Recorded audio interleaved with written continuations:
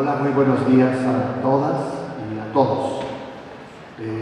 Hoy tenemos el honor de recibir en este espacio fundacional de la Universidad Nacional Autónoma de México de la Educación y la Cultura Mexicana esta actividad dedicada a Mahatma Gandhi en un día tan especial. La Universidad Nacional Autónoma de México, la Secretaría de Cultura del Gobierno de México, el Gobierno de la Ciudad de México a través de la Secretaría de Cultura y el Colegio de San Ildefonso agradecen su presencia en esta actividad de la Cátedra Mahatma Gandhi en San Ildefonso, en el marco de la conmemoración de su asesinato, momento en que nos permite, además de recordarlo, reflexionar en torno a la urgencia de no dejar de construir la paz aún en tiempos de guerra. Antes de dar paso a la ceremonia, al uso de la palabra, comenzaremos con un acto artístico, espiritual, con danza y música, por lo que le pido a Fabián Burr y a Eduardo Espinal que por favor inauguren esta actividad. Sean todas y todos bienvenidos. Muchas gracias.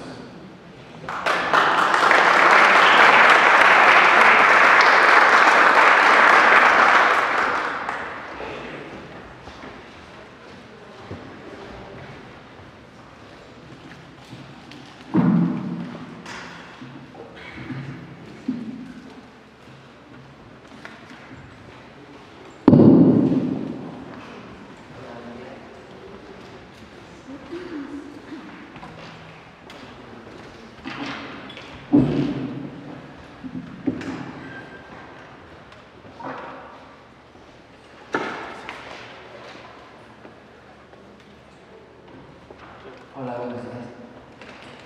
La siguiente canción es una canción que le gustaba mucho a Mahatma Gandhi. Se llama Raghupati Rajaram. Disculpen la pronunciación, no sé, un bonito idioma hindú. Vamos a tocar, somos Amiga Sons y va a tocar conmigo Fabi. Gracias por estar aquí.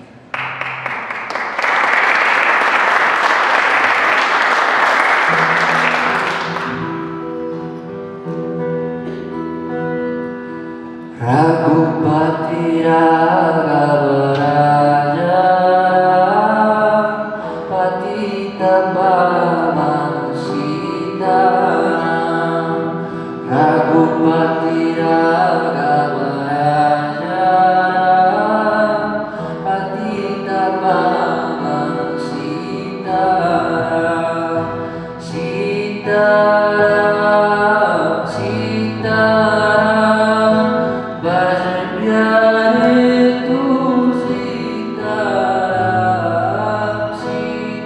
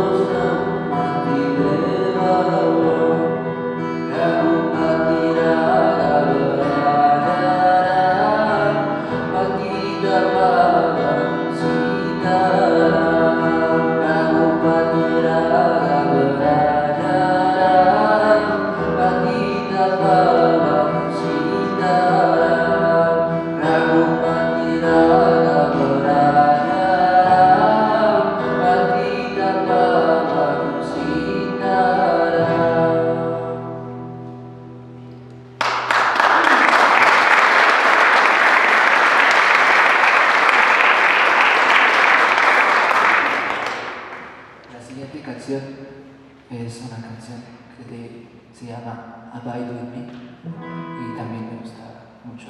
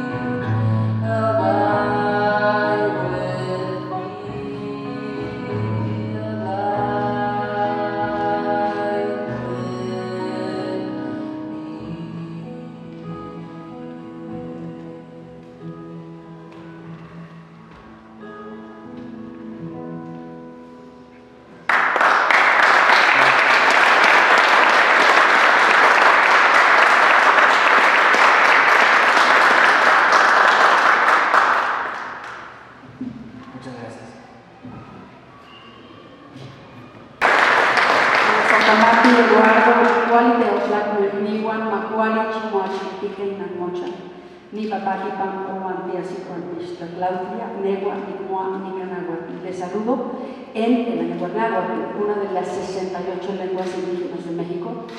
Es la que se habla más en nuestro país y en ocasión del Año Internacional de las Lenguas Indígenas, decretado por la ONU, tengo el gusto de estar saludando todos mis eventos en esta lengua que tengo el privilegio de saber.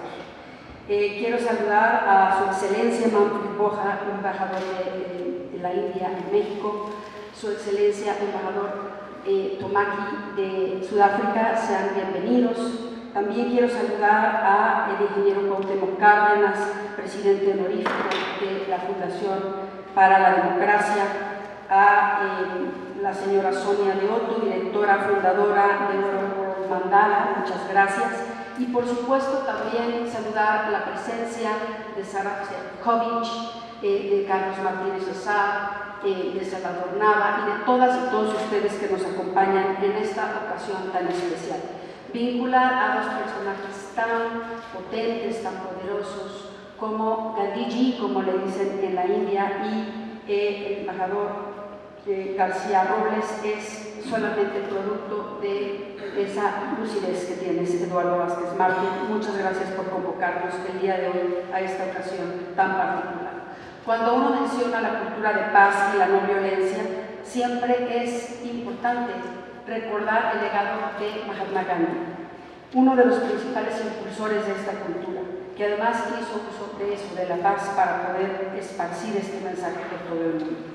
Hoy, a más de 150 años de su nacimiento, reconocemos que su pensamiento no solamente está presente, sino que es más necesario que nunca. Celebro por eso que se imparta esta cátedra en nuestro país y me honra mucho participar en esta ceremonia para la inauguración de esta cátedra. Estamos ante la víspera del 75 aniversario de la Organización de las Naciones Unidas. Esta organización se fundó precisamente para cultivar, promover y mantener la paz en el mundo. Resulta muy importante este año reflexionar sobre los logros, sobre lo que han hecho las Naciones Unidas y sobre todo lo que nos falta. Primero es importante reconocer que los conflictos alrededor del mundo han evolucionado, se han vuelto mucho más complejos de lo que eran la Primera y Segunda Guerra Mundial en su época. Más allá de las naciones tradicionales de los conflictos armados entre los estados, en la actualidad presenciamos conflictos asimétricos en que los gobiernos se enfrentan en situaciones donde grupos no estatales cuyas acciones trascienden las fronteras nacionales no se encuentran sujetos a las convenciones, a los tratados internacionales, y esto es una constante que rige en tiempos de guerra y que por lo mismo no pueden ser sometidos a una rendición de cuentas. Son circunstancias que México enfrenta. Nuestro contexto global también presenta una interconexión muy estrecha entre las tensiones y los conflictos internacionales, los nacionales y los locales, y todos están dando al mismo tiempo, se alimentan y se retroalimentan entre sí y generan condiciones que son fértiles o propicias para acciones que pueden llegar incluso a caracterizarse como terroristas. Es el caso de los conflictos en Libia, en Siria, en Sudán del Sur, por nombrar solamente algunos. El mundo además estamos enfrentando amenazas potenciales y emergentes. Unas son de naturaleza transnacional, van desde el terrorismo, el tráfico de armas, la ciberseguridad y además fenómenos que tienen un amplísimo impacto económico, social, cultural, que se vinculan también con otro tipo de fenómenos que estamos viviendo, las migraciones, el cambio climático, las pandemias, todo esto al mismo tiempo. Es un mundo globalizado, interdependiente, donde las amenazas a la seguridad humana se agravan por las desigualdades económicas y las tensiones sociales. La población está exigiendo legítimamente sistemas políticos, sistemas económicos que funcionen para todas y para todos, que den respuesta a los amplísimos sectores sociales que se han visto marginados con un modelo de desarrollo particular. Uno de estos desafíos que particularmente es grave es, por supuesto, el impacto del cambio climático, la degradación ambiental. Hemos sido testigos de los fenómenos climatológicos y, por ejemplo, las condiciones climáticas son hoy la tercera causa de la migración en nuestro país, de ingreso de migrantes de Centroamérica, por la sequía que estamos teniendo en el Triángulo del Norte. Por supuesto, también la primera causa es económica, la segunda es la violencia, y tiene que ver esto con este evento, de cómo construir una cultura de paz y cómo construir una cultura de resiliencia, pero no creo que podamos construir una resiliencia ante la injusticia social y económica. Aquí hemos de cambiar las condiciones. Y aunque el terrorismo, por ejemplo, no es una amenaza nueva para la la paz y la seguridad internacional. En los últimos años sí ha crecido la preocupación de cómo los grupos terroristas o individuos radicalizados utilizan los medios electrónicos, el internet, las redes sociales para propagar mensajes extremistas, violentos, como fue el caso del pasado atentado en El Paso, en donde un extremista violento contra explícitamente la comunidad mexicana e hispana hizo este llamamiento y resultó en la muerte de 22 personas, 8 de ellos mexicanos.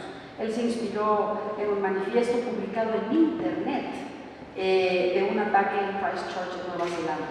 Entonces, ese es el mundo en el que hoy estamos pensando en unas Naciones Unidas que se fundaron hace 75 años. Y en un nuevo contexto global en donde es muy distinto al que llegó a su creación, resulta muy importante adoptar un enfoque diferente para la construcción de la paz sostenible. Las instituciones multilaterales como las Naciones Unidas están viendo cuestionada su eficacia para lograr realmente conseguir esta paz el día de hoy.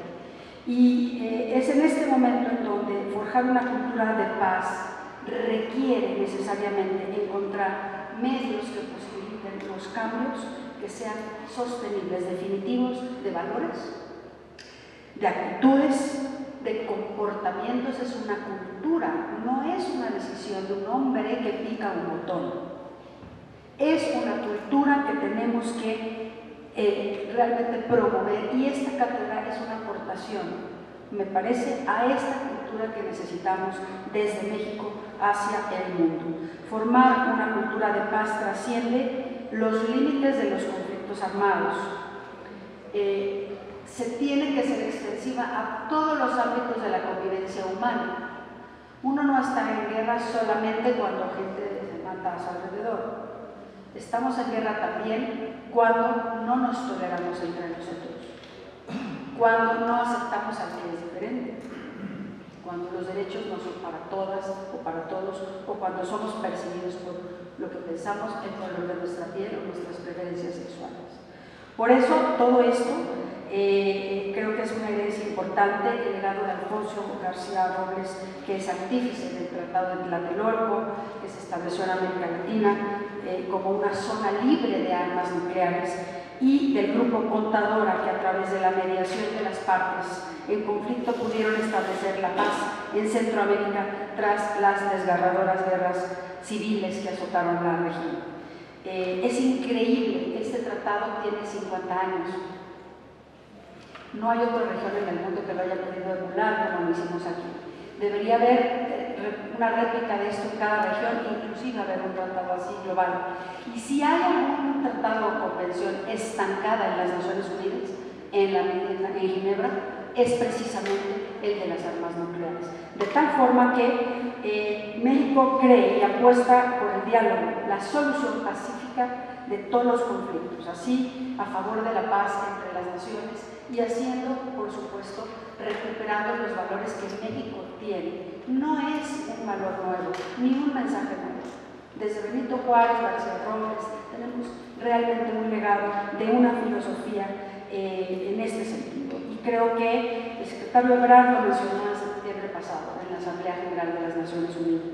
Dijo que ante estos retos es tiempo de participar amplia, profunda e intensamente para fortalecer el orden multilateral y hacerlo eficaz. Entonces, hoy tenemos un reto para que este multilateralismo, en donde participan las naciones y nos sentamos, sea eficaz, y le tenemos que dar un nuevo sentido a estos organismos multilaterales. Quiero terminar este mensaje diciendo que nosotros en México estamos también interesados en destacar, y quizás podamos hacerlo en la cátedra, el tema de mujer, paz y seguridad. No solamente por la equidad de género, sino porque las mujeres están comprobando que nuestra presencia y participación trae más paz a las sociedades, a las comunidades. En donde estamos se genera esa parte de transmisión y de paz. Por eso estamos articulando una política exterior feminista en el Gobierno de México. Suena muy ambiciosa, pero tiene que pasar por tener una agenda de mujer, paz y seguridad y de impulsar acciones desde el exterior, pero también en nuestras propias instituciones, para reducir y eliminar las brechas de desigualdad de género y hacer que las mujeres podamos tener al alcance de nosotras la posibilidad de construir la paz, una sociedad justa, próspera y pacífica. Gracias por su atención.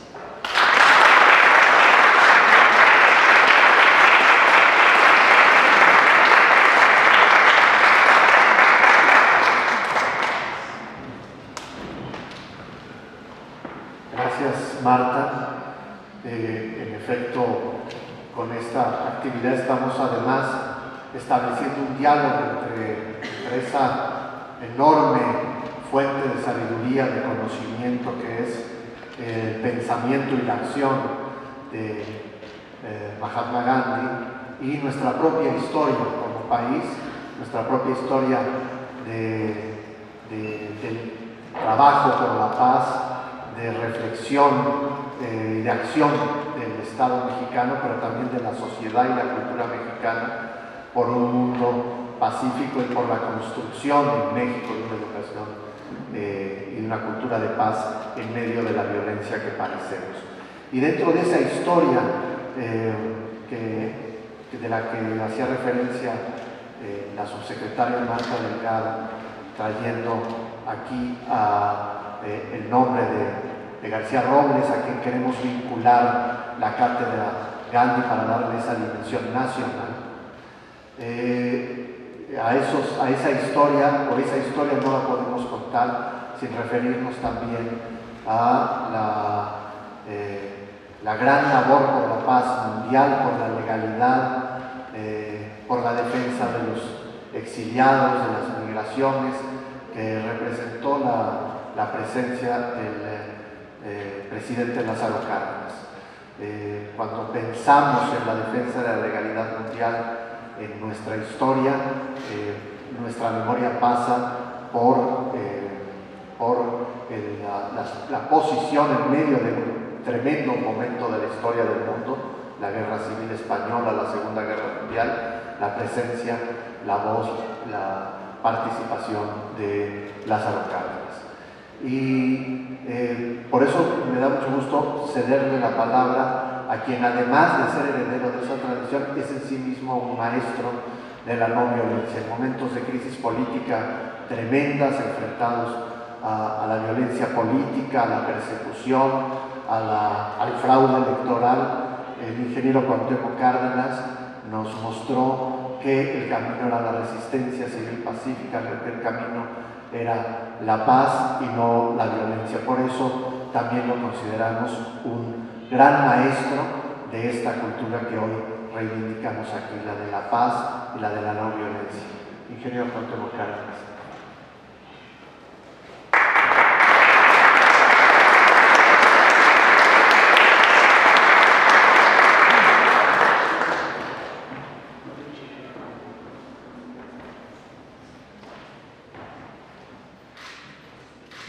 Señor embajador de la India, señor embajador de Sudáfrica,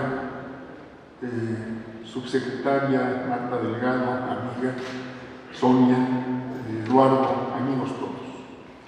Es una gran distinción para mí, de que profundamente agradezco participar en esta primera sesión de la cátedra Mahatma Gandhi en esta sede del antiguo Colegio de San Ildefonso. El ideal de la paz es sin duda de la paz mundial, es sin duda un ideal nunca alcanzado y que constituye un compromiso pendiente para las generaciones actuales, para lograr que efectivamente el nuestro sea un mundo de paz y en paz para siempre, constructivo, de progreso, fraterno y no violento. Gandhi fue siempre un hombre de paz. Sabía que si a la violencia se respondía con violencia, esta no desaparecería y solo desataría formas más desalmadas y viciosas de violencia, haciendo de víctimas victimarios y viceversa en muchos casos. Creyó firmemente en el diálogo y en el razonamiento, y a través de ellos buscó llegar pacíficamente a erradicar la discriminación racial en sus primeros años de lucha, y en décadas posteriores a poner fin al yugo colonial que oprimía a su nación y a sus pueblos, que fue otro de los grandes objetivos de su vida. De ahí nace el movimiento de la no violencia, AIMSA, evitar daño a cualquier cosa sobre la tierra en pensamiento, palabra o acción.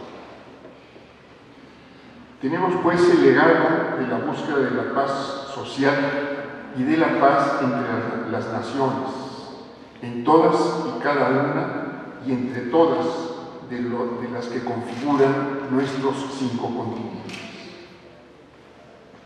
Gandhi logró finalmente la independencia de su patria, aunque no evitó el baño de sangre que provocó la partición del país impuesta por el poder colonial.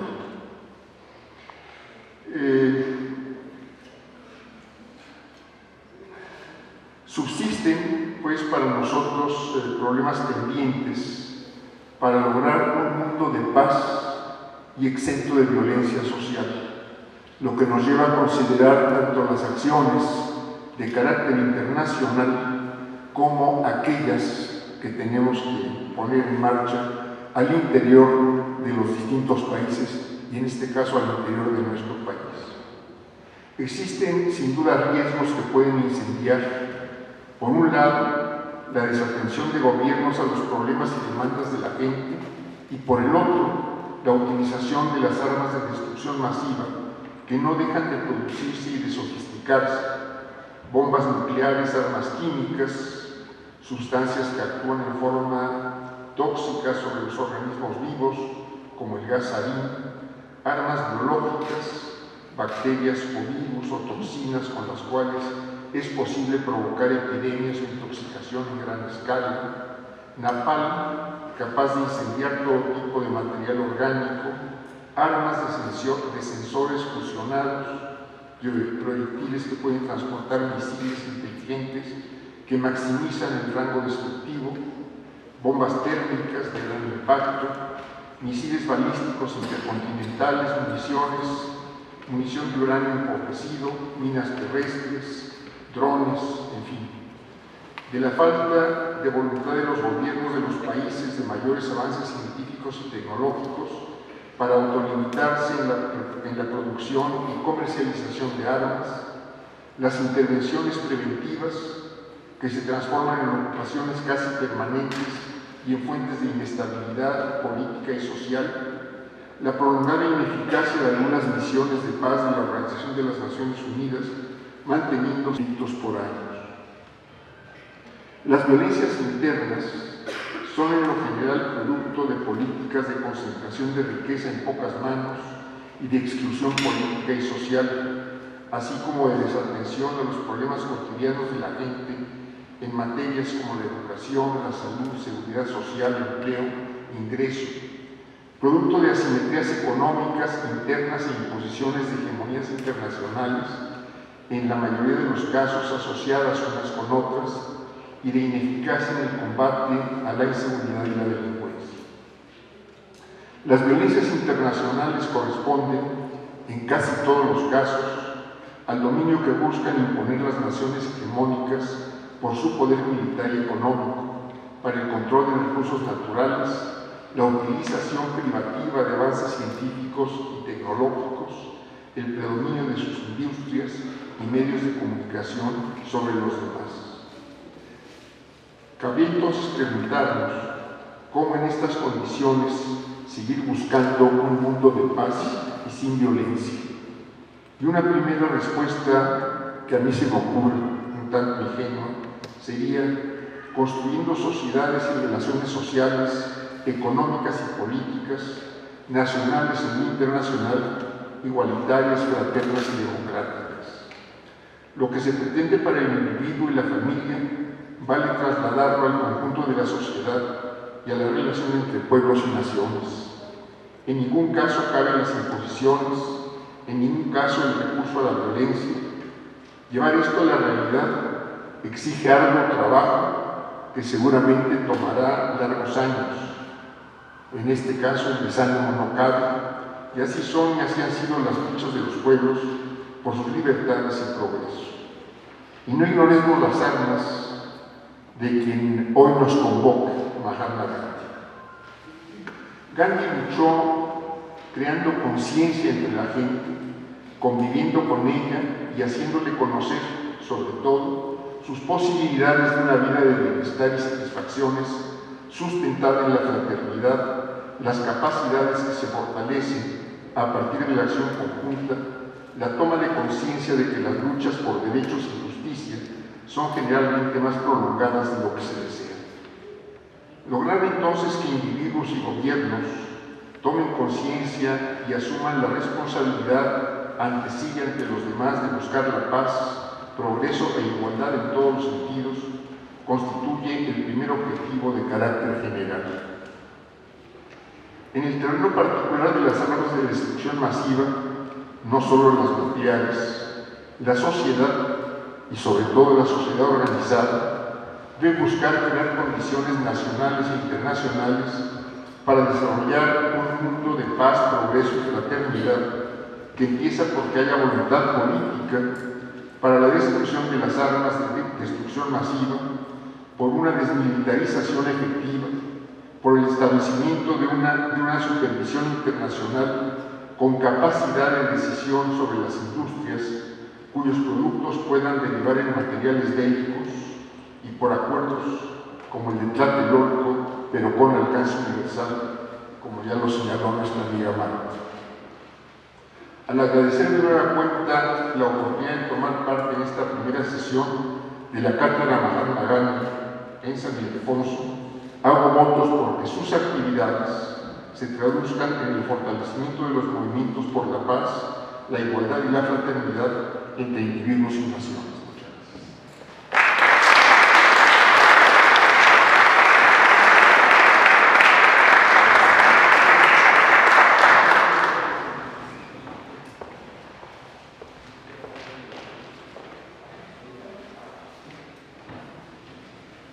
Muchas gracias, Cuauhtémoc. Y creo que abres un abanico de temas que formarán parte de las tareas de reflexión, de comunicación, de difusión de esta cátedra Mahatma Gandhi y su liga con nuestra propia historia y con el nombre de Alfonso García López. Este trabajo, este impulso de la Cátedra Gandhi en San Ildefonso forma parte de un trabajo más amplio de la Cátedra Gandhi en México. No somos la única institución, el Colegio de San Ildefonso, que se ha sumado a la Cátedra Gandhi. Lo han hecho otras instituciones en la Ciudad de México y en el país. Y este trabajo de construir una red de reflexión sobre la cultura de paz, de no violencia, sobre las maneras de luchar y de resistir de forma pacífica, ha tenido en los últimos tiempos una impulsora fundamental, que es quien hoy nos acompaña, la maestra Sonia de Otto. Pero quiero, antes de cederle la palabra, mencionar que muy recientemente, hace un par de meses, justamente por este trabajo, Sonia ha sido galardonada con el Premio Internacional, ustedes me corregirán esta mala pronunciación segura, Yamunalal Bayach Gandhi, el más alto reconocimiento mundial relacionado con la promoción de los valores gandhianos. El nombre de este premio hace alusión a otro trabajador del mismo nombre que peleó con Gandhi por la independencia de la India y al cual él llamaba su quinto hijo. Sonia de Otto es artista social dedicada a promover la paz y la reconciliación y ha trabajado a nivel mundial en un sinnúmero de acciones y programas con este fin. Con ella como promotora, San Ildefonso y las instituciones que nos mandatan, la Universidad Nacional, las Secretarías de Cultura Federal y Ciudad, y acompañados por la Secretaría de Relaciones Exteriores en este esfuerzo, iniciamos esta cátedra. Sonia Tena.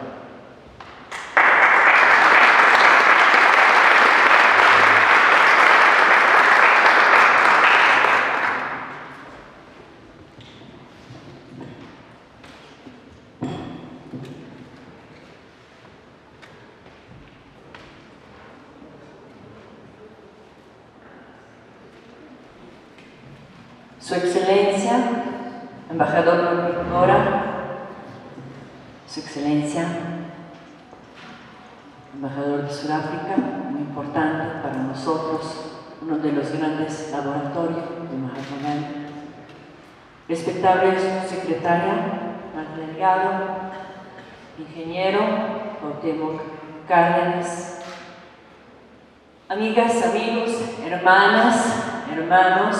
Antes de todo, les quiero enviar los saludos más cordiales por parte de nuestras autoridades de la Gujarat Vidyapith, universidad fundada por Mahatma Gandhi en 1920 en la India. También quiero agradecerlos para su presencia y quiero agradecer el Colegio de San Ildefonso, al amigo Eduardo Vázquez, a Mariana Paler, a Débora Chinillo y a este extraordinario equipo que está abriendo estos espacios históricos en una forma tan emotiva en este aniversario del martirio de Mahatma Gandhi.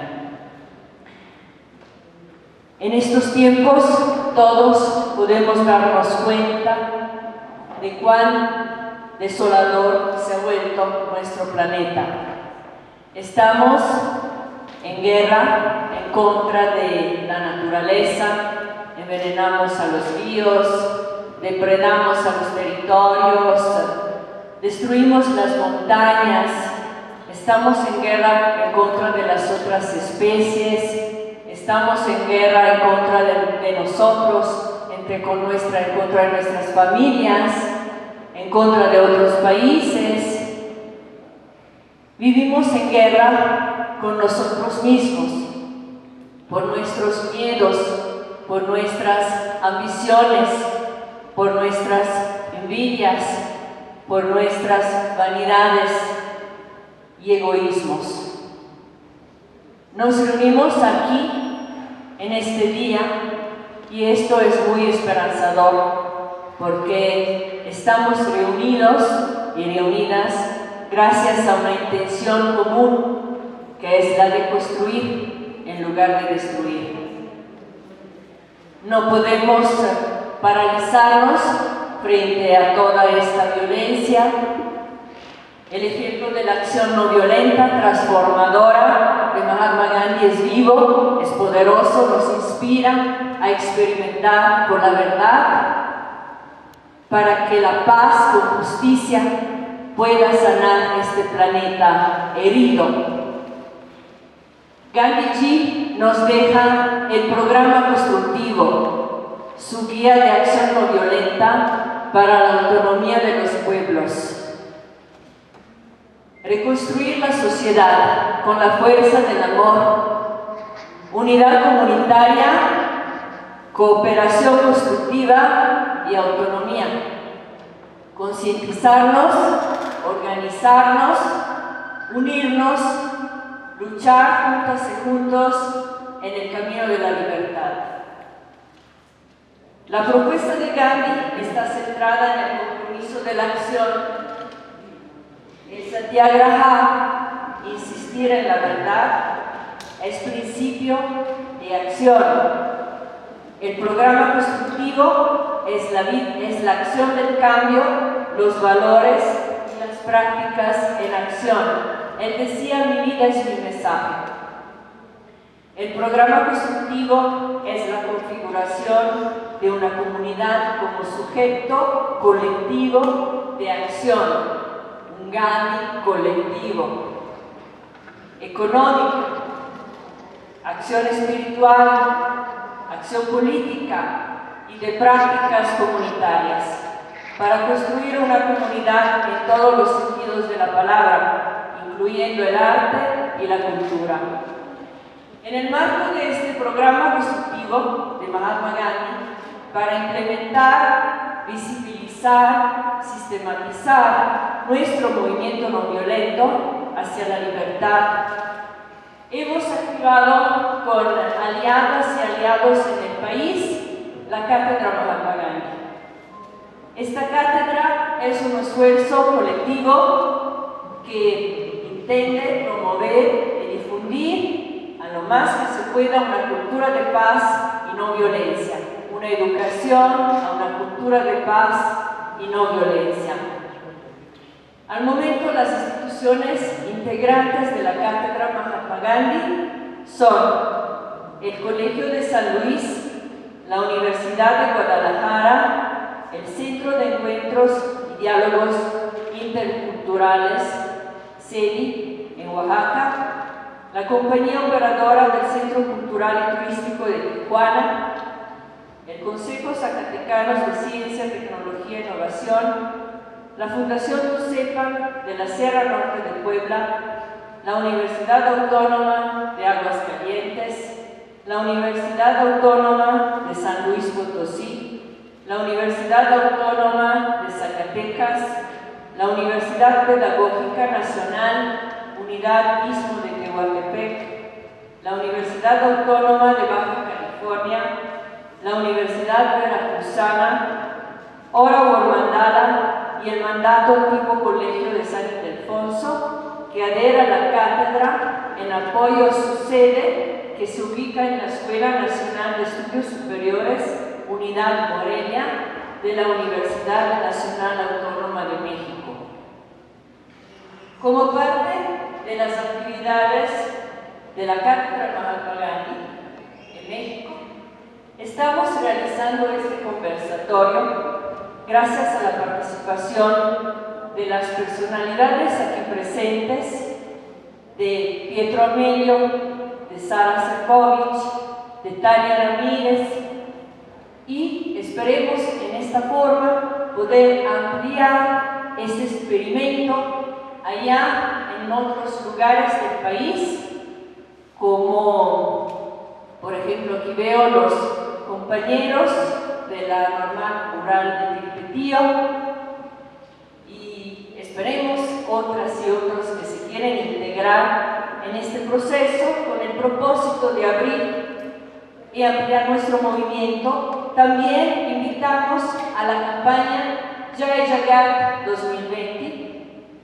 marcha a pie que inició el 2 de octubre del 2019 desde Nueva Delhi y terminará en Ginebra, justamente como mencionaba la subsecretaria, a finales de septiembre, con una serie de actividades orientadas a unir diferentes programas constructivos que se están realizando en el mundo para que prevalezca la paz en la tierra y que la victoria realmente sea del planeta.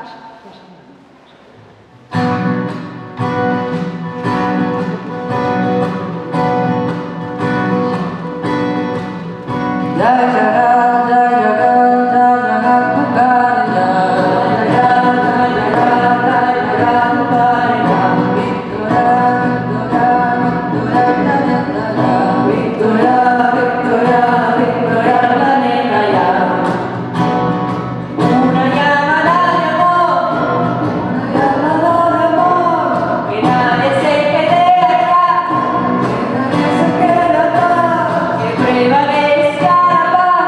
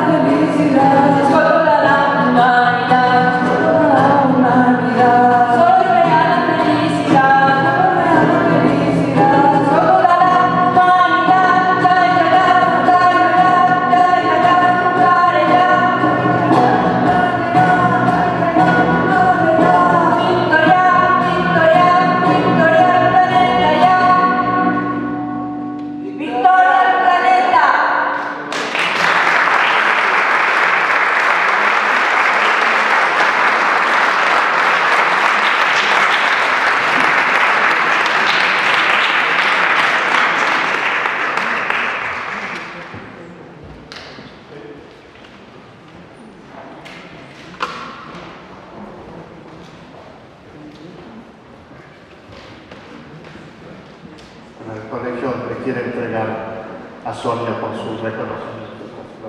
Felicidades, Sonia. Y bueno,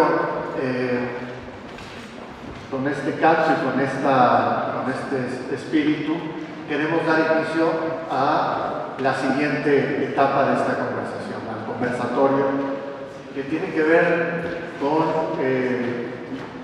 una idea sencilla. La paz es impensable sin el diálogo, sin el uso de la palabra, sin la capacidad y la disposición a encontrarnos y escucharnos. Cuando se niega el diálogo, cuando nos negamos a escuchar al otro, a encontrarnos con él, abrimos un espacio para el desencuentro, obviamente, y por lo tanto para la confrontación.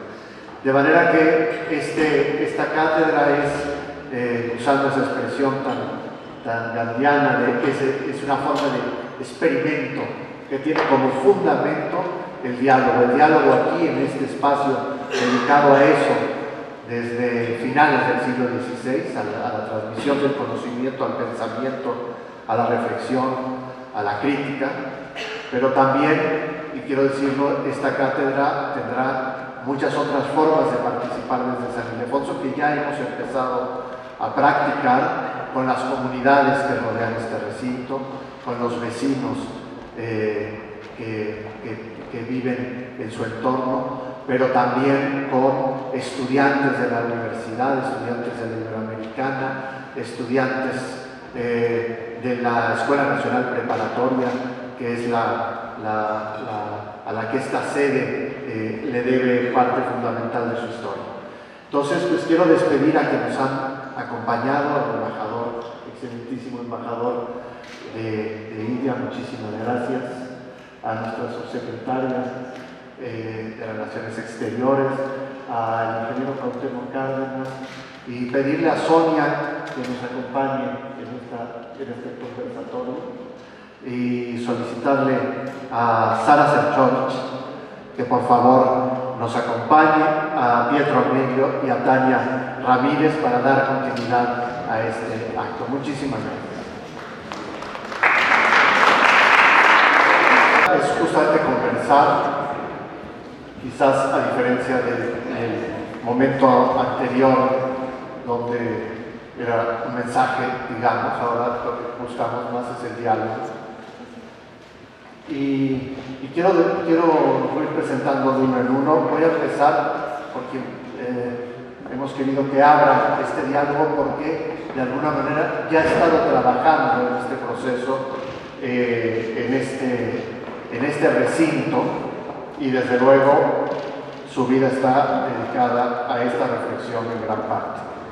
Le voy a pedir que abra la conversación a maestro universitario Pietro Amelio, que nació en Uruguay, es nacionalizado mexicano, es historiador por la UNAM, activista social en temas de resistencia civil no violenta, construcción y epistemología de paz, procesos de lucha y violencia social.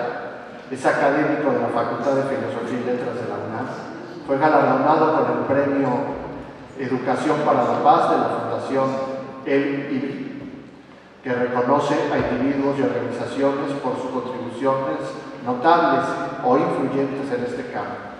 Es considerado uno de los maestros y promotores de la filosofía de no violencia más importantes de América Latina, reconocido en el mundo por la creación de un movimiento por la paz y el antimilitarismo en México. Es miembro de CERAPAG Morelos y del Consejo Latinoamericano de Investigación por la Paz. Ha defendido a ambientalistas y a personas dedicadas a la labor humanitaria en México, y además he tenido el gusto de encontrarlo y de participar en algún momento del movimiento por la paz con justicia y dignidad a su lado. Bienvenido, Pietro.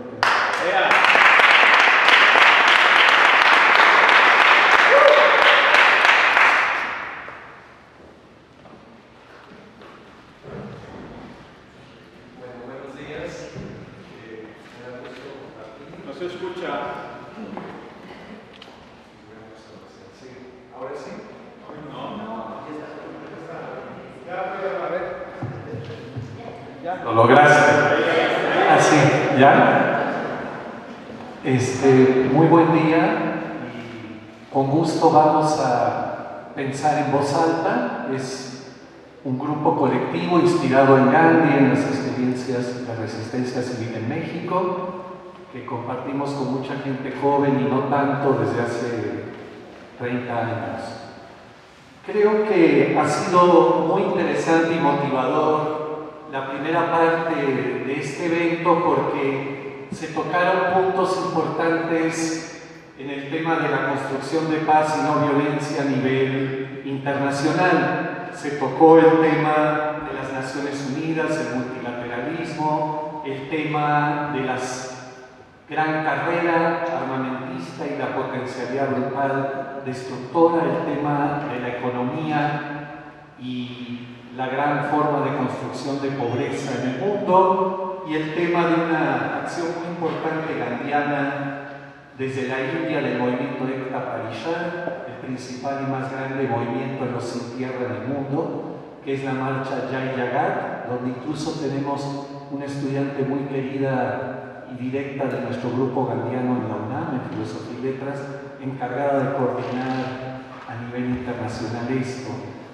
Quisiera ahora realmente, iniciar rápido, breve, pero concreto, es mi estilo, soy concreto, y Gandhi, pero en México, que es parte del tema que a todos nos preocupa y creo que es parte del título de este encuentro que en lo personal, en un libro del Movimiento por la Paz de la editorial ERA que coordinó el gran amigo Eduardo Vázquez, fue un poco el título que yo di al Movimiento por la Paz, en lo que me preocupaba: construir paz en medio de la guerra que nos atraviesa en México.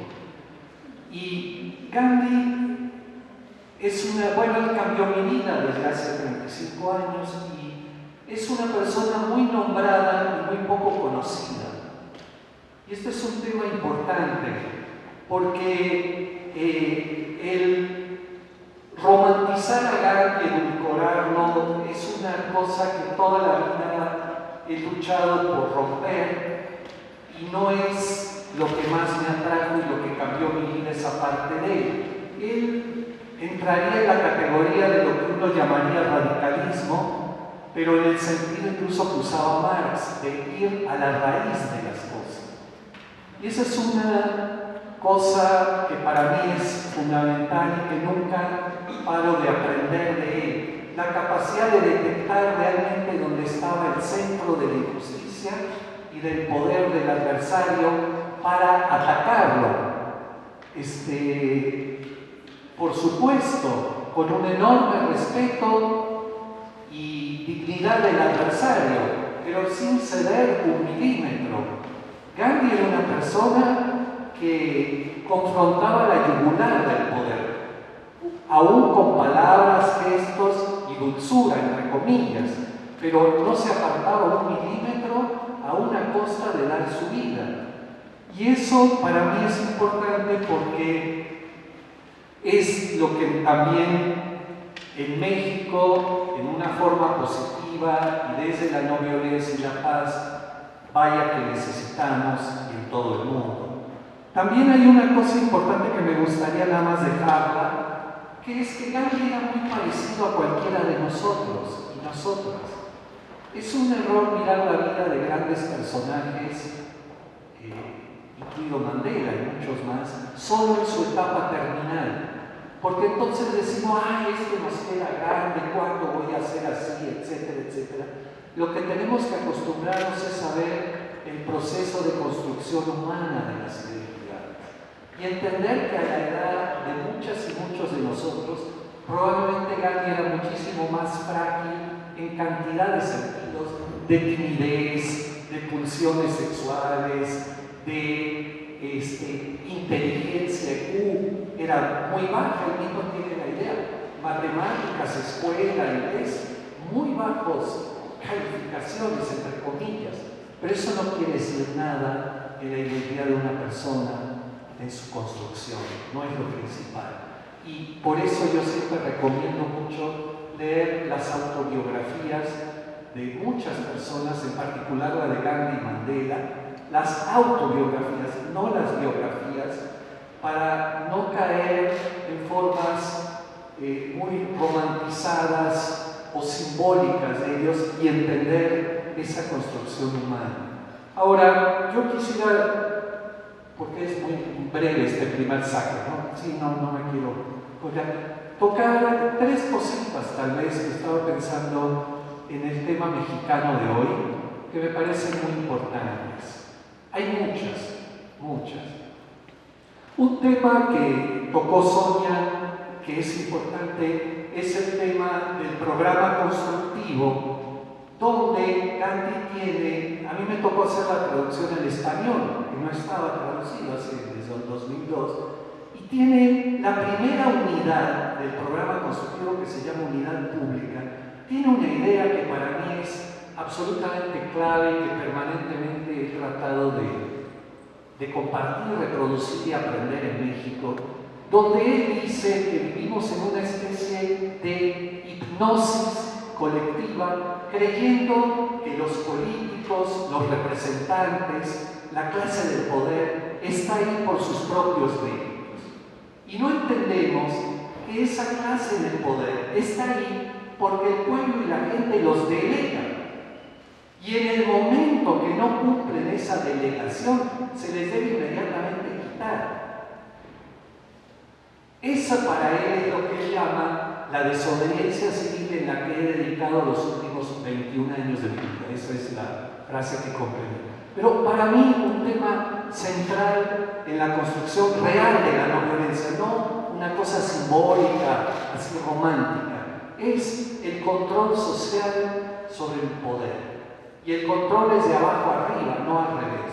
Y esa es una de las cosas principales que he aprendido del gandhismo y del zapatismo, en su parte positiva de crear un espacio de autonomía donde el poder viene de procesos horizontales consensuados y tiene un control, una vigilancia y un inmediato quitar de ese espacio a quien no cumple. Ese es un tema fundamental que explica la enorme impunidad y abuso que existe en México de todo tipo de poder. Si aumentáramos ese tipo de organización y control, que en el gandhismo era clave, estaríamos en situaciones muy diferentes.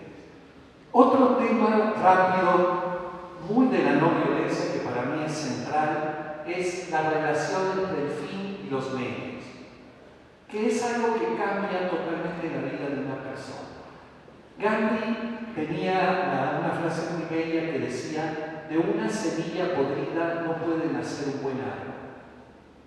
Y Gandhi tenía la idea que los medios tienen que ser tan puros como el fin.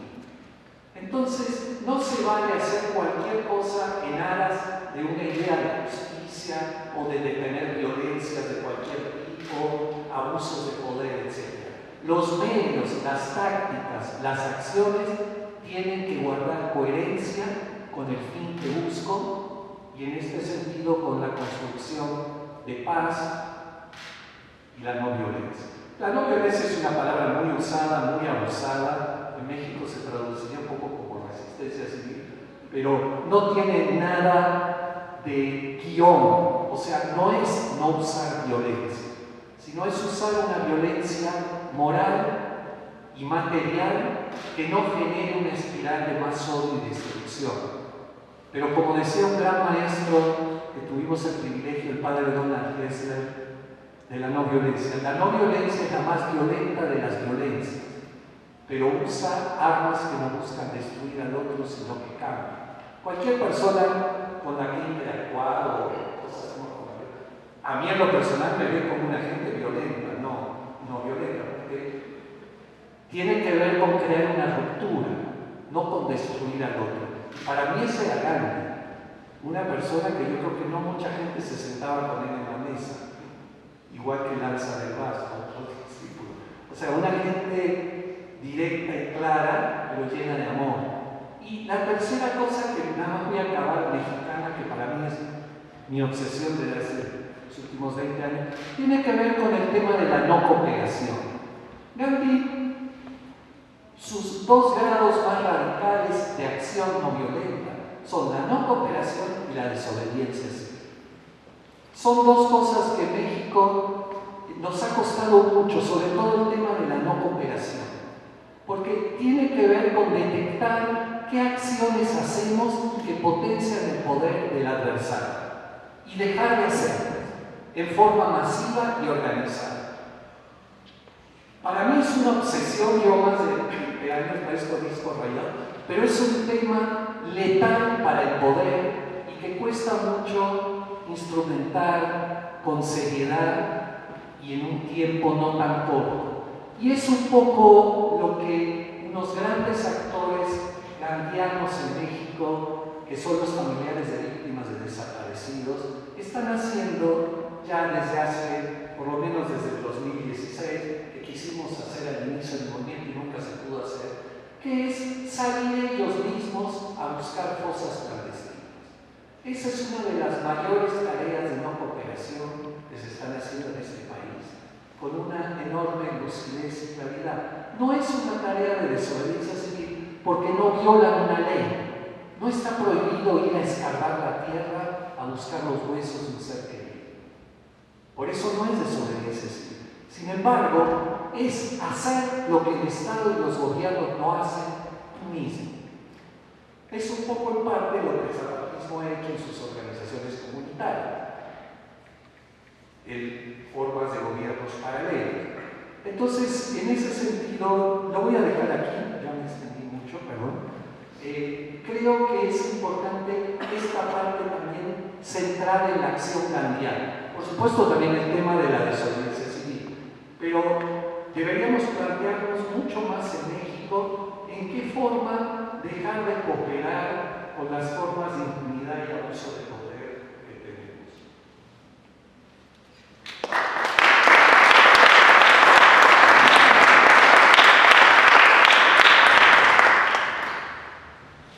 Muchas gracias, Pietro. Creo que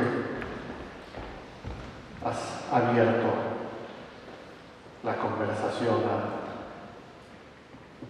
con una puerta muy grande. Vamos a continuar esto antes de pasar, digamos, al intercambio ya, o quizás a partir de este momento. Le voy a pedir a Tania Ramírez que continúe la conversación. Tania es licenciada en Letras Hispanoamericanas por la UNAM. Cuenta con un máster en materialismo histórico y teoría crítica por la Universidad Complutense de Madrid y un máster en proyectos editoriales por la Universidad Autónoma de Madrid. Es doctora en lingüística y teoría crítica de la Universidad Autónoma de Madrid. Ha trabajado en el Colegio de México como asistente de investigación en la Comisión de Derechos Humanos. Ha estado a cargo del área de vinculación social en campamentos de trabajo comunitario y tequio en comunidades rurales, así como en proyectos de cuidado del medio ambiente y campañas de alfabetización por más de 10 años. Su currículum es más largo, pero creo que preferimos escucharla a ella que estos currículums de Tania.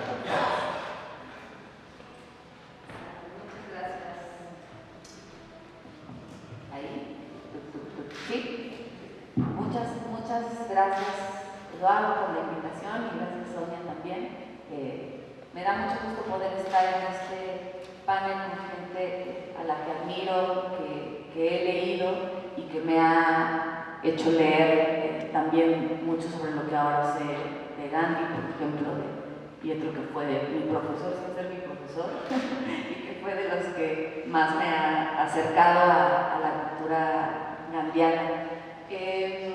Es una provocación propia gandiana ponernos a pensar en el México actual en un contexto de guerra, no únicamente viendo la guerra como lo que está sucediendo en Siria o lo que puede estar sucediendo en otras latitudes, sino esas microguerras y esas pequeñas, nada pequeñas, porque son profundas violencias que vivimos ahora, ¿no? Cuando Sonia me decía, pues toca hablar sobre cómo construir la paz en un contexto de guerra, yo pensé que hay que hay que empezar por enfrentar lo que resulta doloroso, lo que tiene que ser denunciable, enfrentarlo, nombrarlo, decirlo, asumirlo, para poder después construir o crear algo, ¿no? Entonces, en ese movimiento creo que lo primero que diría es que, pues, en México somos el país de los que quedan, ¿no? México en el 2020 somos los que quedamos, y eso es terrible porque es nombrar un hueco que tenemos, un hueco que se ha estado cavando, un hueco que se ha estado dejando vacío desde hace mucho tiempo, desde hace muchas décadas. Somos también el hueco de los que nos faltan, pero ese ser los que quedamos nos enfrenta a una adversidad, me parece. Somos los que quedamos porque somos también la ausencia de quienes no están, pero también en buena medida los que quedan en este país son los que han perpetrado las desapariciones, son los que hoy por hoy practican la trata de personas, son los que hoy por hoy perpetran este esquema de impunidad en el que vivimos, y eso es algo muy movedor y muy confrontador, porque quizá la segunda dimensión de la que yo quería hablar sobre qué implica construir la paz, pues es el hecho de que la paz se construye con el otro, no únicamente en sororidad o en fraternidad, en el sentido de la construcción colectiva de los procesos, sino que habría que enfrentar que construir la paz en este país por hoy implica que esos otros deben ser observados, deben ser comprendidos antes de hablar de amnistías o de amnesias o de perdones o de olvidos. Tienen que ser mirados y comprendidos en su raíz profunda y voltear a ver cuáles son esos procesos sociales que los han arrojado, permito decirlo así, a hacer lo que han hecho y convertirse en lo que son, ¿no? No puedo evitar tener esta reflexión porque una de las cosas que creo que me venía en ese currículum larguísimo es que soy hija de un desaparecido político de los años 70, y eso me ha hecho estar en múltiples circunstancias en donde estoy más o menos cerca de responsables directos o indirectos del aprendido en general de lo que he leído de Gandhi, pero también de otros autores, también de la experiencia directa pues con comunidades en territorio, es que como que siempre nos vemos orillados a esta reflexión de qué implica construir paz, ¿no? Y muchos se dicen, no, pues la paz empieza por uno mismo, y si uno como individuo está en paz y la encuentra y la construye, entonces casi que por sumatoria estaremos consiguiendo lo otro, ¿no?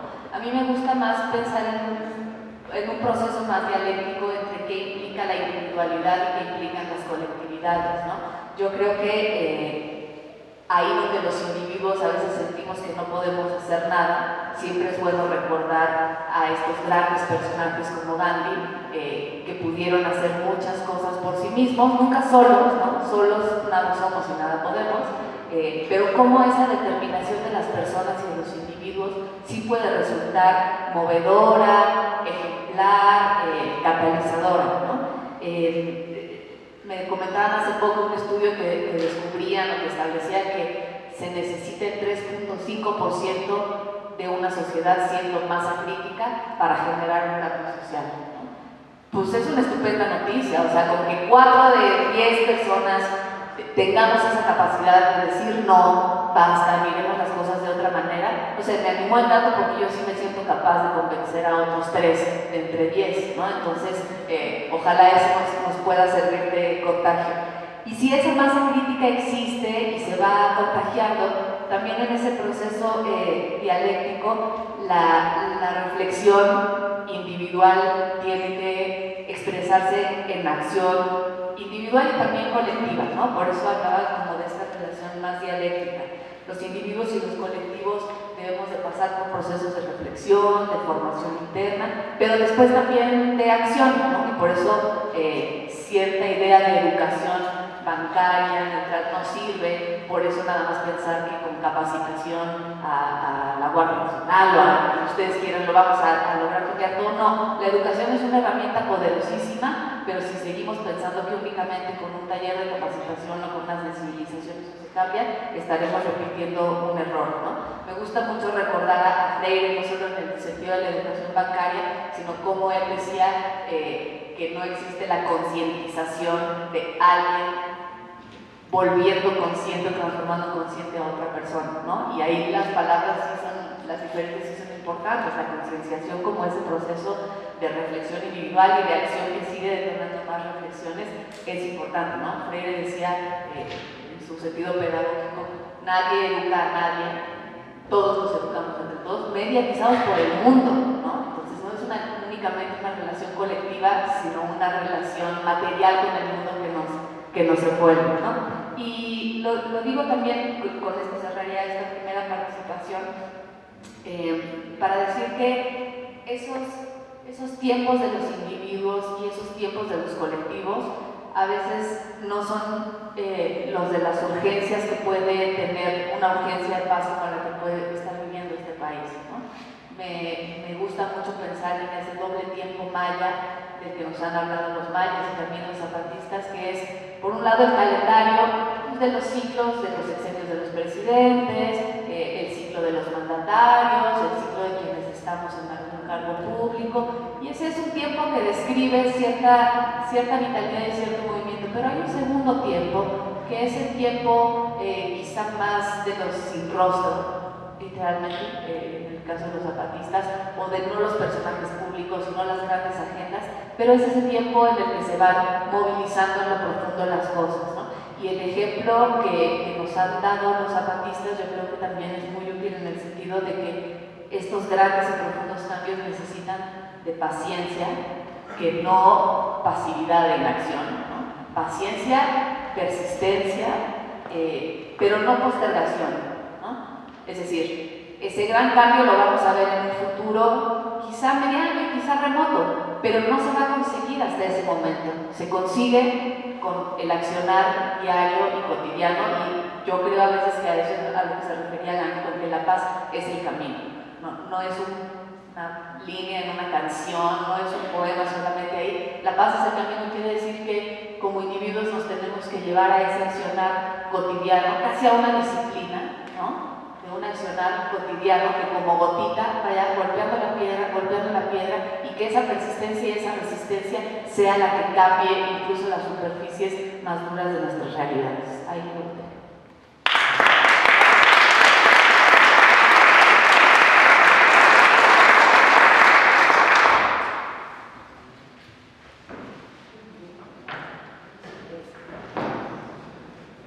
Muy bien, pues le cedo la palabra a Sara Šefčovič.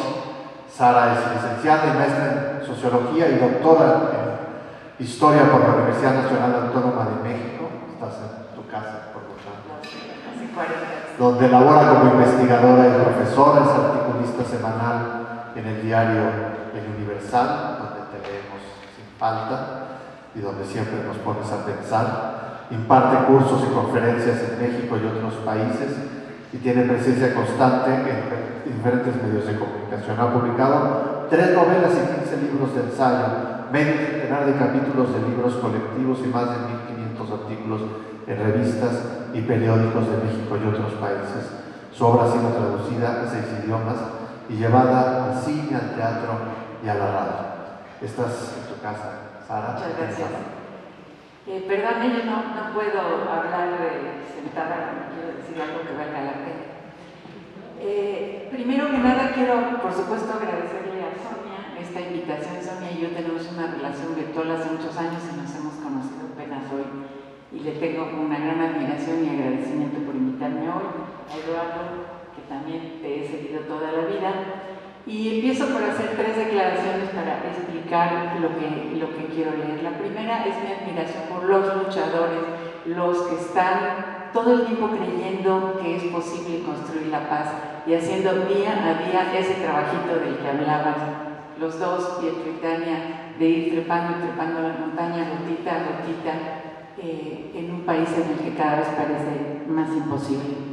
Lo segundo es, como todo el mundo ha hecho aquí, exhibir las credenciales gandhianas. Yo me enamoré de Gandhi cuando era muy niña y antes de vivir en el México en que vivimos, en 1994 publiqué una novela donde un capítulo es mi fantasía de irme a vivir al ashram con Gandhi, y me enseñó todo lo que hay que saber enseñar en la vida, y estuve ahí hasta que lo mataron. Que no era el México que soy, y nunca pensé que sus enseñanzas yo las iba a poder utilizar para otra cosa. Y el tercer aspecto es justamente el haber escrito un libro que se llama Atrévete, que es una propuesta hereje contra la violencia en México, del que ahora tristemente tengo que renegar. Y de eso les quiero hablar hoy. Y quiero hablar empezando justamente cuando los amigos occidentales de Gandhi le relataban todas sus dificultades ahí en el ashram donde yo estuve con él, las dificultades para seguir el camino correcto. Gandhi les decía, eso ya nunca lo van a lograr.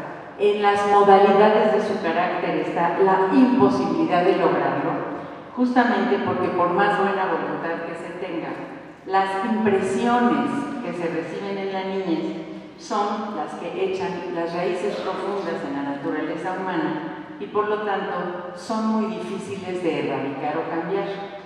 Por ello, decía Gandhi, la educación de los niños es la base de todo.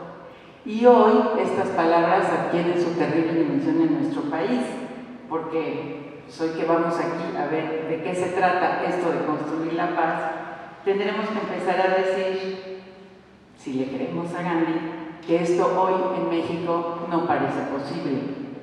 No solamente porque vivimos en un país en guerra y extremadamente violento, sino porque la educación de nuestros niños en la violencia es y ha sido la forma de hacerlos pensar, de enseñarles a vivir, de responder frente a los problemas y también frente a las situaciones cotidianas. Esto es lo que nuestros niños ven y aprenden, no hoy con la televisión, no hoy con las noticias, sino toda la vida a lo largo de la historia de México. La sociedad mexicana ha generado en los niños, y no de hoy, repito, la idea de que la mejor forma de resolver todo en esta vida es con la agresión. Y si no me lo creen, vean alrededor. Vean cómo los padres se llevan con sus hijos, cómo los maestros les enseñan a los niños, cómo los niños bulean a los niños, cómo los niños lastiman a los perros, cómo los vecinos de todo el mundo nada más están viendo a qué horas agandallan y a qué horas hacen un chisme, cómo cualquiera que maneja un coche se le cierra a otro o atropella a alguien que va cruzando la calle, cómo todo el mundo tira su basura donde sea, se acaba el agua que debería ser para todos. Gandhi hasta decía que si comemos de más se lo estamos quitando a los otros. Cómo hacemos un ruido y nos importa un soberano cacahuate que el vecino necesite también dormir. En fin, nos vivimos la vida haciendo acciones violentas de las que probablemente ya ni cuenta nos damos.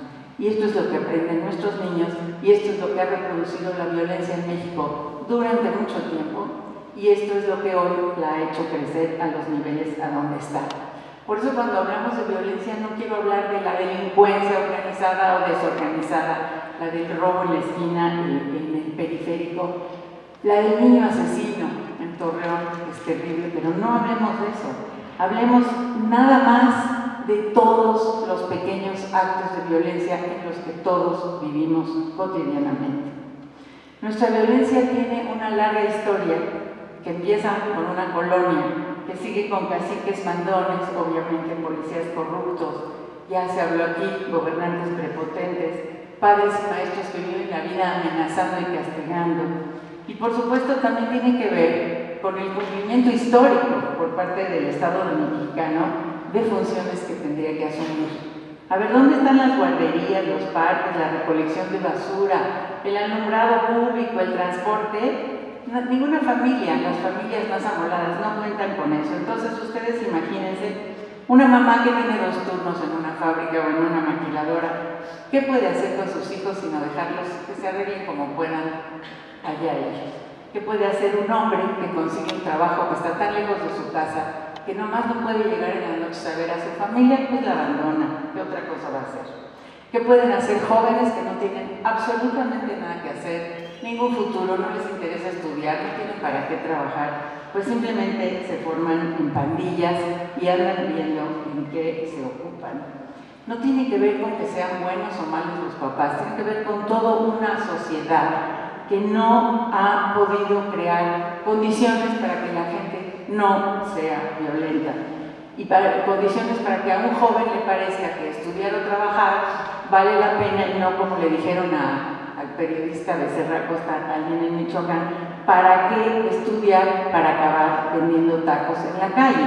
Vale más la pena ser el que más mata, el que más chinga y el más cabrón. Entonces, y luego los estudios que tenemos, entre 8 y 9 de cada 100 adolescentes no solo no trabajan, no quieren trabajar, no les interesa. ¿Para qué? Si con el delito se obtiene más, con menos esfuerzo y como dice uno de ellos, además es menos aburrido. Entonces, pues ahí donde están ciudadanos, a quienes nadie escucha, a quienes nadie les resuelve sus problemas, a quienes nadie les dice sí te puedo ayudar en este trámite o sí corresponde que a tu colonia llevemos alumbrado público, pues mientras tengamos esos ciudadanos que nos desgastamos frente a la autoridad sin conseguir absolutamente nada de lo que nos corresponde, de lo que tenemos derecho, seguiremos viviendo en la violencia. Y nunca puedo olvidar el caso de un kinder, unas buenas personas, porque lo increíble es que la violencia la hacemos también las buenas personas sin darnos cuenta. Unas maestras de un kinder que no cabían en la escuela, entonces salieron a la calle y tomaron la calle para que los niños ahí jugaran y aprovecharan mejor el día. Pero no pensaron que al final de la calle había un taller mecánico y el dueño del taller mecánico no podía recibir a sus clientes porque la calle estaba tomada por los niños. Se los fue a pedir no una, sino 20 veces. Fue a la delegación, en esa época la delegación, 20 veces. Nadie le hizo caso, hasta que un día agarró un coche y se aventó contra los niños y mató a los niños y las maestras, y todo el mundo dijo, ¡ah, qué señor tan enfermo y tan violento! Esto es el desinterés que tenemos, tanto los ciudadanos nosotros, como todos los sectores del poder, el de la ventanilla, el diputado, el policía de la esquina, el burócrata que nos corresponde, todo a nadie le interesa darle satisfacción. Ustedes llamen a las 3 de la mañana a la patrulla que corresponde a su sector a decir, por favor, no es posible que tengan el radio puesto a ese volumen en la calle las gentes mientras están divirtiéndose, tomando alcohol. No van a conseguir absolutamente nada, o a lo mejor que maltraten a los policías, porque eso es una cosa que está muy de moda hoy en México.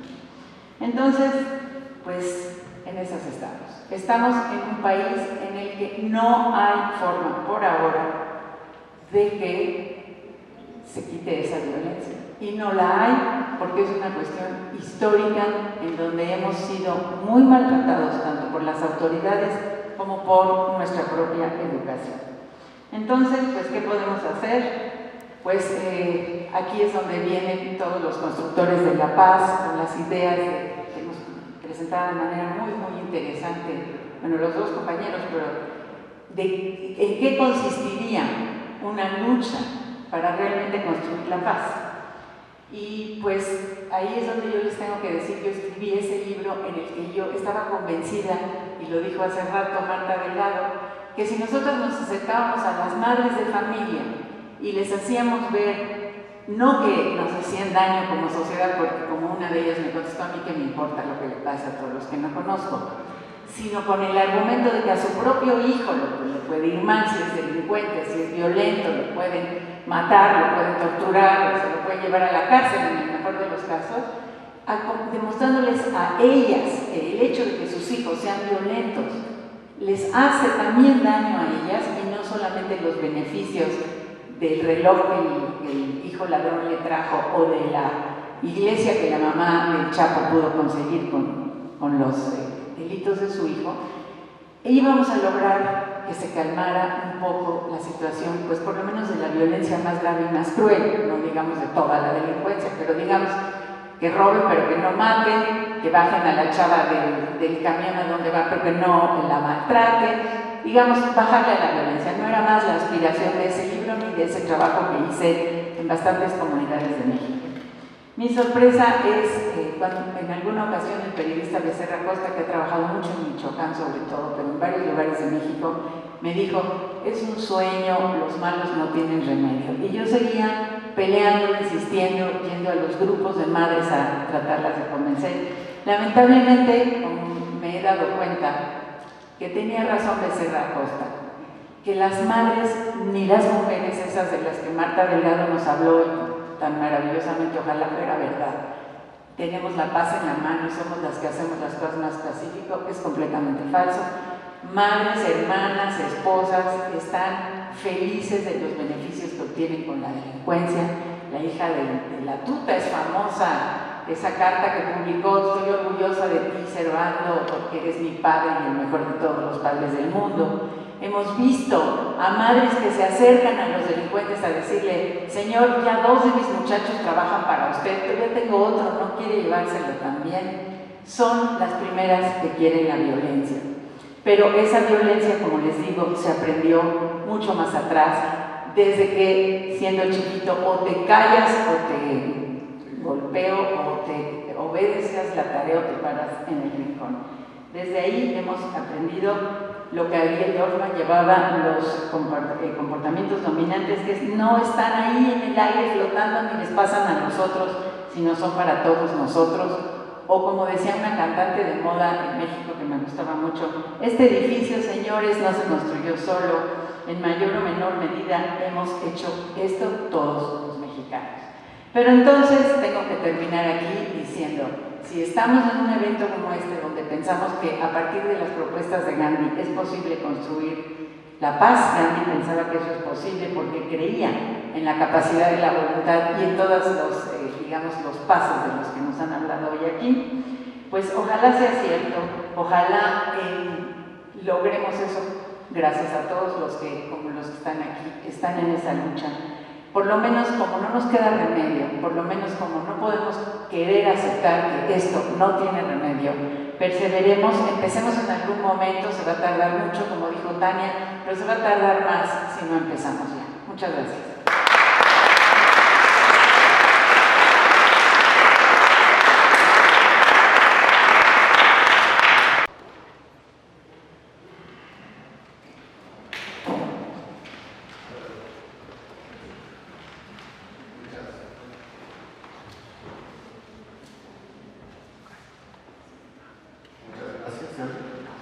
Muchas gracias, Sara.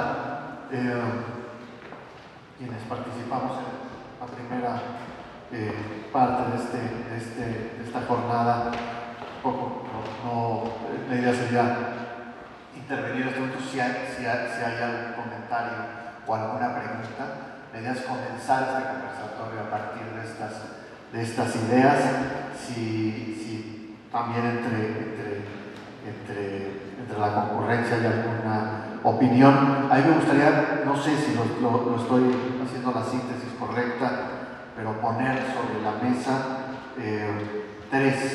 tres ideas. Empiezo por la de Sara, digamos, lleva la reflexión hacia un origen que no es descrito, pero es muy activo, que es una violencia estructural que se remonta en nuestra historia prácticamente a los orígenes de nuestra comunidad, de nuestras comunidades, de nuestra sociedad, de nuestra nación, y que en este momento llega a un nivel de confrontación tan aguda que habría que volver al origen, ¿no? Decía Gaudí que la originalidad es eso, volver al origen. Y volver al origen sería, si lo interpreté bien, volver a la educación, volver al cimiento de la educación, hacer la transformación educativa, una profunda transformación de la educación en nuestra sociedad, que tiene que ver con las instituciones, pero que tiene que ver con la familia, que tiene que ver nuestra convivencia. Tarea inmensa y tarea en la que no parece que avancemos, ¿no? Es decir,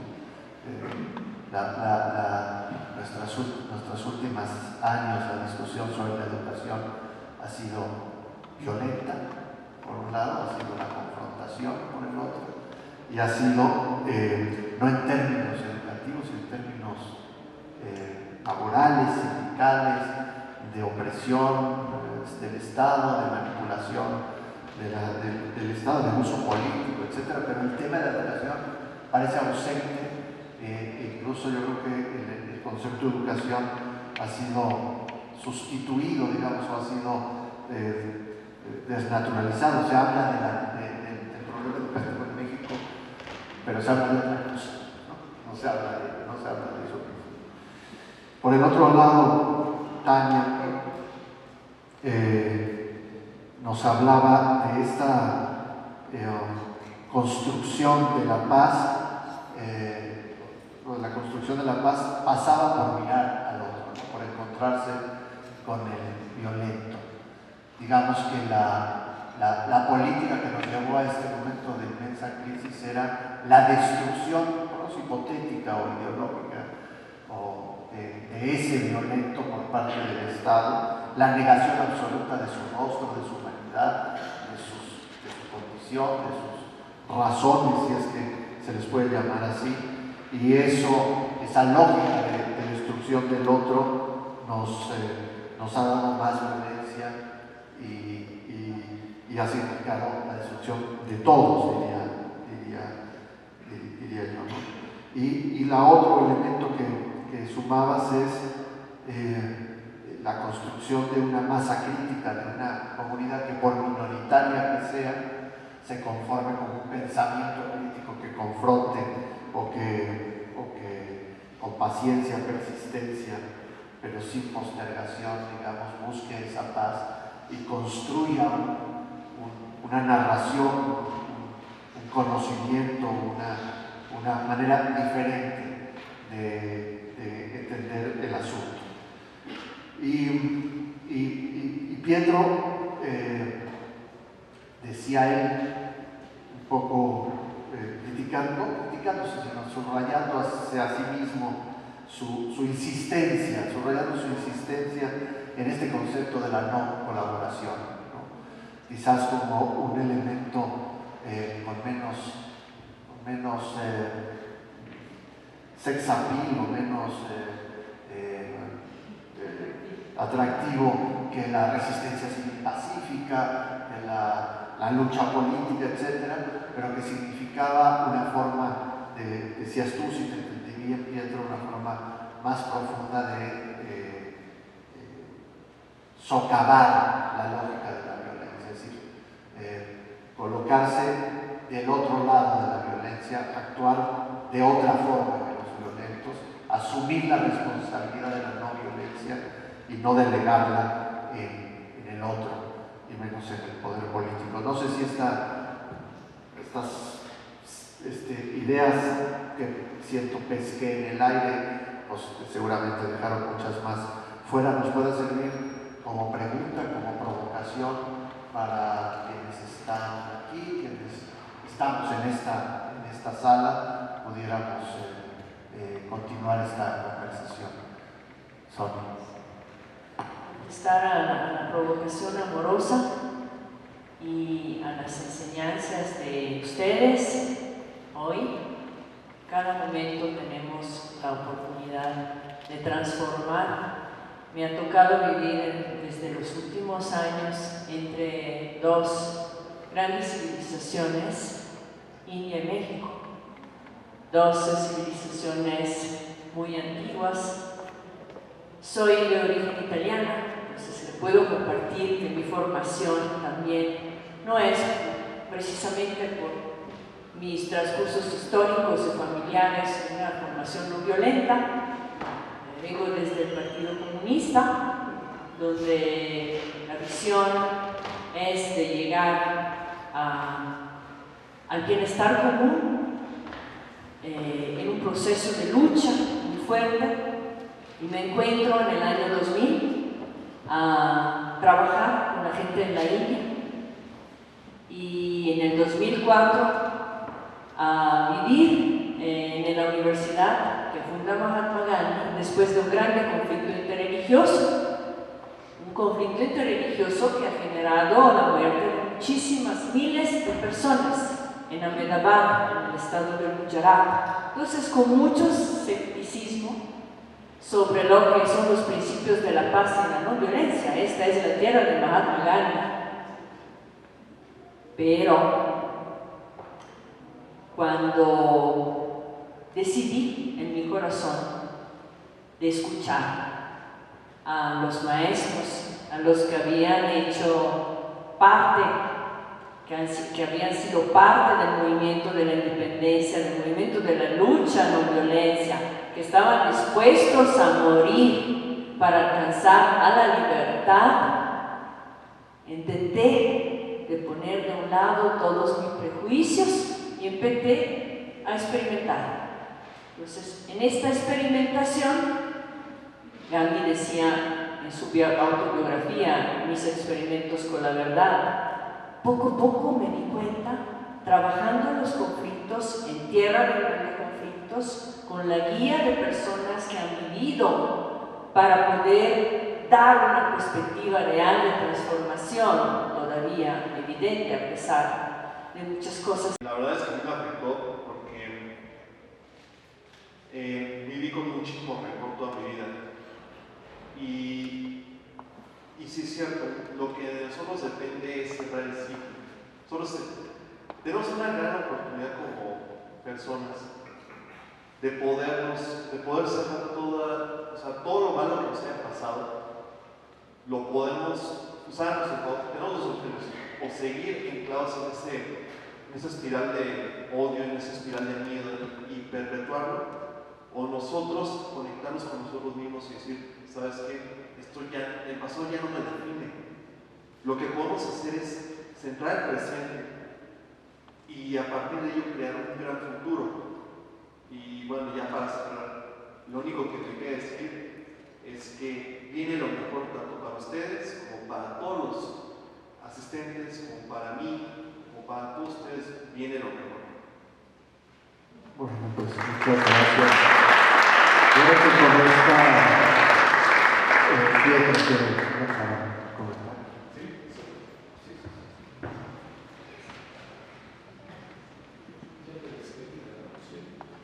Sí, estaba mirando y pensando, bueno, algo que podemos dejar que nos ayude a que cuando salgamos de aquí tengamos alguna herramienta con más poder para cambiar algo en la esfera individual o social. Creo que ese es el gran sentido de Gandhi en México, de nuestras vidas. Gandhi tenía una rarísima virtud de no mucha gente, pero sí gente sabia. Primero hablaba muy poco, tenía un día de silencio a la semana, los lunes, y bueno, etc. Pero en palabras sencillas decía cosas muy profundas y en muy pocas palabras.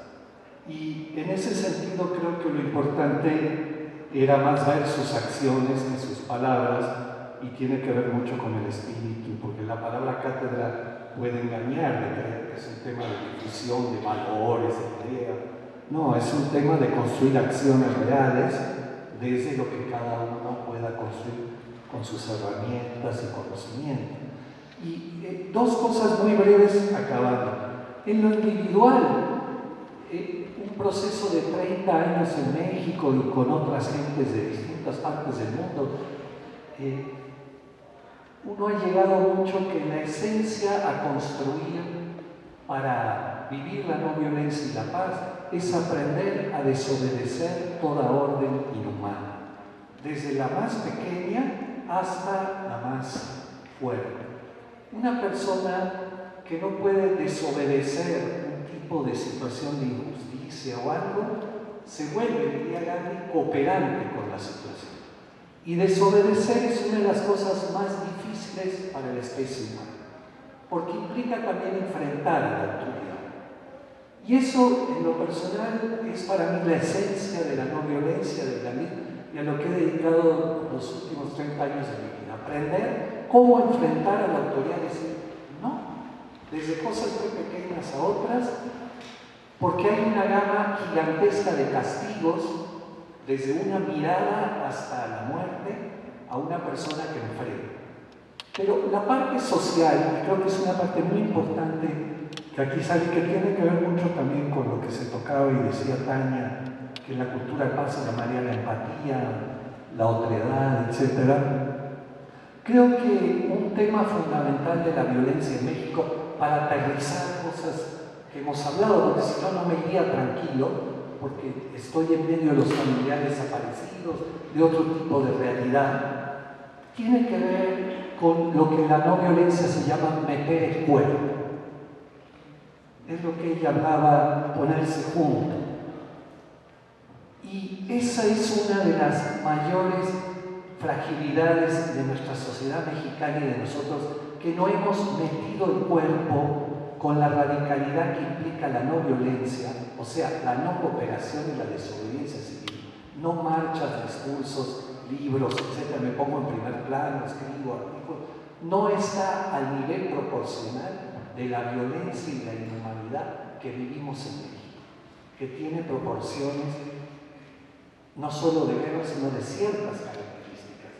Entonces, ahí está ese tema de la empatía, que es el tema que ha estado más frágil en la sociedad mexicana, sobre todo de la parte de muchos de nosotros que pertenecemos a esa reserva moral, que es un arma no violenta fundamental y que tiene que ver con iglesias, con universidades, con sectores muy importantes del arte, de la cultura, que no hemos metido el cuerpo en acciones proporcionales de no violencia en relación a la violencia.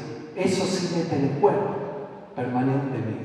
Creo que ahí es una de las claves muy importantes para entender qué nos dice Gandhi en México hoy en cuanto a la parte también social.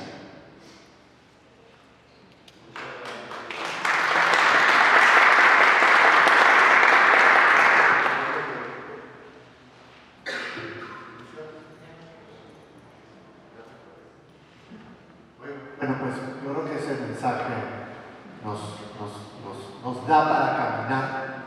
Creo que aclara algo que me parece importante, la naturaleza de esta cátedra como un espacio de conversación, de diálogo, pero también de acción, también de experimentación de acciones no violentas, de construcción de paz. Yo no dejo de pensar en toda esta ceremonia, no he dejado de pensar en lo que pasó con la última caminata por la paz en el Zócalo, un encuentro entre personas de la tercera edad que apoyan un proyecto político y víctimas de la violencia que creen en otra, que reivindican una lucha por la paz y la justicia en un sentido diferente. Creo que ese domingo fue muy doloroso y una derrota para todos, y que nos hace pensar que es necesario construir otra forma de vernos y otra forma de dialogar. Que yo parto de la necesidad de una cátedra como esta, no desde la transmisión de un saber instalado, sino desde la derrota de un país en guerra y de un país que no parece tener ningún viso para salir de esta espiral de violencia. No hay ningún síntoma, ninguna luz que parezca decirnos esto va a terminar.